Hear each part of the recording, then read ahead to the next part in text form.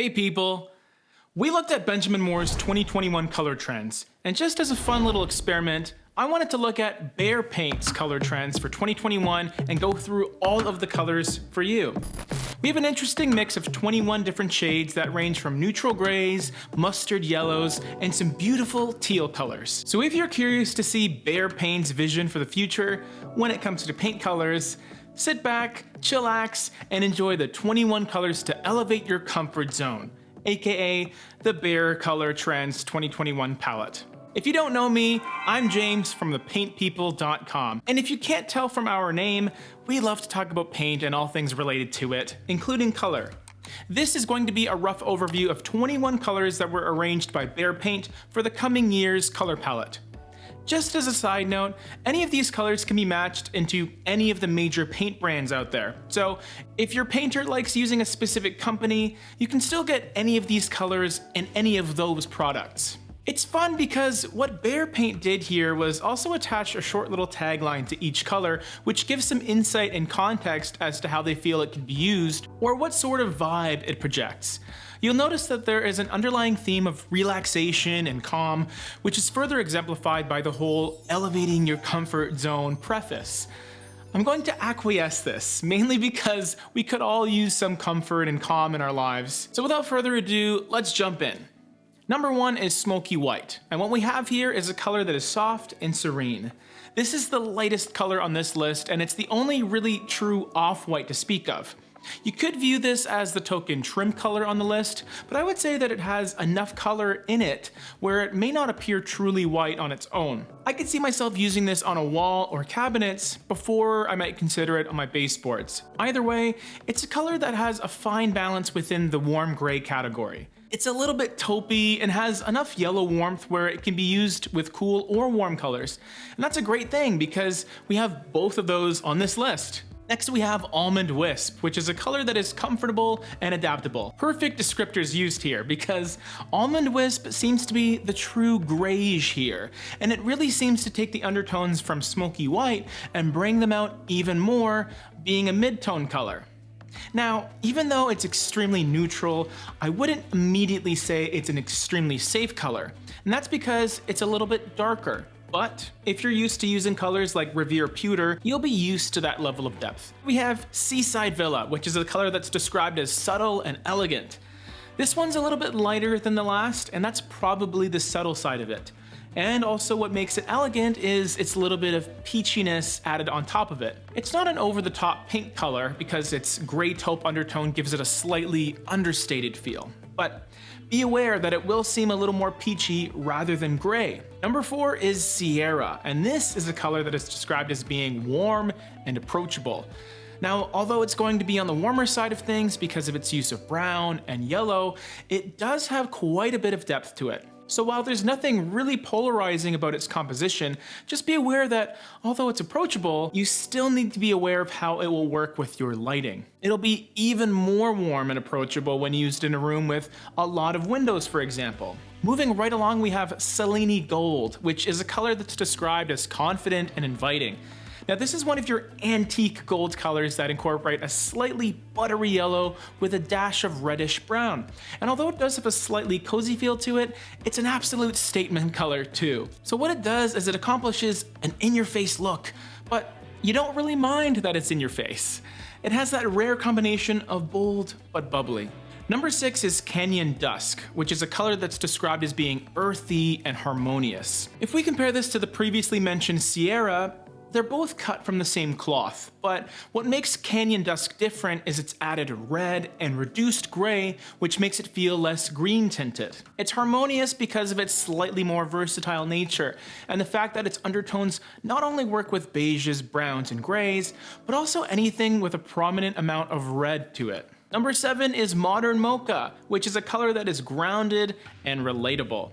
One of the darker browns in this collection, Modern Mocha is a little more right down the middle between green and red leaning brown, and it feels more like a taupe to me.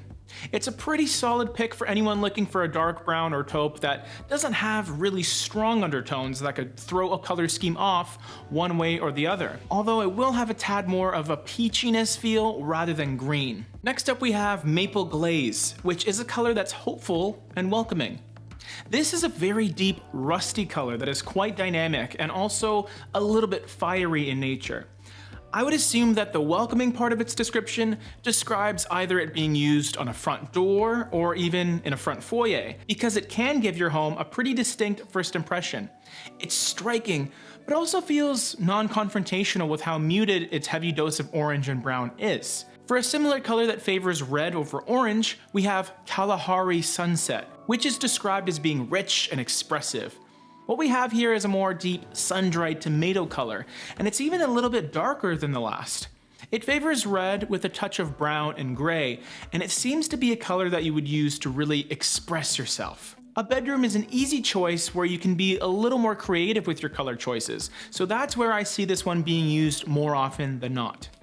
At number 10, let's look at Saffron Strands, which is defined as being fiery and festive.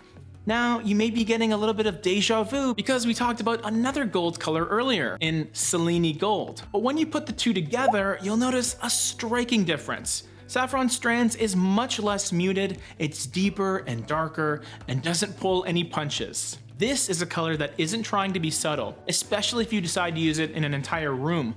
Colors this dynamic tend to be a better choice on smaller surfaces, like a door or perhaps a smaller piece of furniture, accents rather than dominating an entire space. Now we're going from gold to gray with barnwood gray. This is a color that is solid and relaxed. You would think that gray would be a safer choice than a bold color, largely due to how seemingly simplistic they are. The truth is, however, grays can be some of the trickier colors to nail, largely due to how a subtle change in undertone can really alter the entire look. Barnwood gray is definitely a darker color, but it's in that really interesting category of cooler, earthy grays. It doesn't feel like it has a lot of warmth in it, but it also doesn't feel fabricated or artificial looking. It looks like a gray that you would find in a boulder in the forest, which allows it to feel solid and therefore a solid choice for a wide variety of colors and decors. I also think it's a great color to use outdoors all over a house because of that natural feel that it tends to have. Next up we have Euphoria Magenta, which is a color that is gracious and creative. Now, usually magenta is a very deep, vibrant color, but Behr's take on it sort of fits into the mold of being calm, cool, and collected, like a lot of these colors. It's more of a plum color that also has that bit of gray and red to allow it to have that desirable dusty quality that prevents it from feeling too much. The 2021 Behr Colored Trends palette also has quite a few colors on the cooler side of things. At number 13 is Wishful Green, which is a color that is nostalgic and fresh. It's an airy, minty green that can act as a nice alternative to a simple light gray. But what I've been seeing more and more is similar mint greens being paired with much darker browns, taupes, and even black. So, although the color itself feels a little bit nostalgic with its pastel green quality, you can freshen it up and modernize it by pairing it with unorthodox colors, like the darker color palette. From green to blue, the next color we're looking at is called Dayflower, which is reassuring and calm. The blue color scheme tends to be a little more therapeutic in nature, especially with a color like this. Not only do you have a fairly light blue, but it also incorporates gray, so it's soft and really effective when paired with bright whites in bathrooms. It's a color that is really easy on the eyes, and as long as you're okay with blue, this one could be for you. Taking a baby step into teal territory is Voyage, which is a color that is soothing and spiritual. A bit deeper than the last blue we talked about, Voyage also incorporates just a hint of green that's only detectable when exposed to bright, warmer lighting. With its LRV of 30, it's actually quite a bit darker than it appears, so while you might be tempted to use it in open areas like hallways or even kitchens, I would be more inclined to do so when surrounded by an abundance of cabinets, or perhaps some lighter wainscoting or woodwork. Probably the most interesting name on this list is our next color, Jojoba, which is described as being natural and rejuvenating. After doing some research, I discovered that Jojoba is a type of North American shrub, and I hope I'm pronouncing it correctly. The color here is a pretty good representation of its lighter bark and soft green leaves, sort of a fusion between the two. This color is a nice combination of gray with a decent dose of green, and the way that the two interact give it a lovely, soft aesthetic that can be used as an interesting alternative to a more beige gray. Jean Jacket Blue is our next color to talk about, and this color is timeless and peaceful. Timeless like a jean jacket, I suppose. Now, denim can come in all sorts of shades and tones, but jean jacket blue seems to be a slightly faded blue with a hint of mauve added in to neutralize any possibility of green coming through. It's still quite noticeably blue, but its undertones keep it feeling soothing and relaxed, yet still refined. Our next color is quite possibly the best representation of teal on this list, and its name is Kadrib, which is a color that's engaging and steady. Well, if I know one thing, it's that teal has steadily become the it color of 2021, and Kadrib is a beautiful blue-green that's deep, but not cold, as it's representative of some pretty amazing tropical destinations. Due to its depth, use it sparingly in a home. Kind of like that last bit of seasoning to really put a cap on your overall design. Our last three colors as part of the color trends of 2021 are quite dark, and they all represent different shades. For the dark shade of green, we have Royal Orchard, which is a color that is restorative and secure. You could describe this one as a darker cousin of Jojoba because it has that added colorant and the green is much more pronounced. There is less of that dusty gray quality, and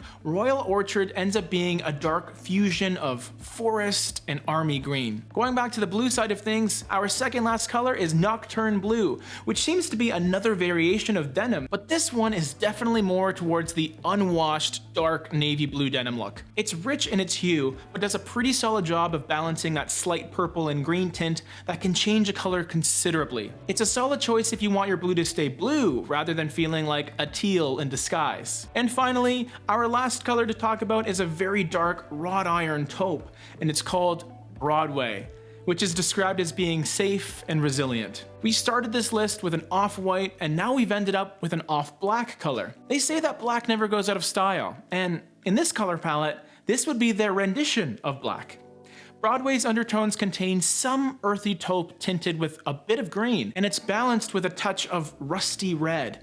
It really complements this whole color palette quite nicely. It honestly has a lot of character to it while still providing that same effect that black paint would. If you're looking for a color that is as dark as possible, this may not be the #1 choice for that specific requirement, but it definitely does a fantastic job at providing some intrigue as a dark color. Click here if you want to take a look at Benjamin Moore's take on their 2021 color trends, as well as their newly knighted color of the year, Aegean Teal. If you've made it this far and you haven't done so already, click that subscribe button for us, and click all notifications so you don't miss out on the color content you crave.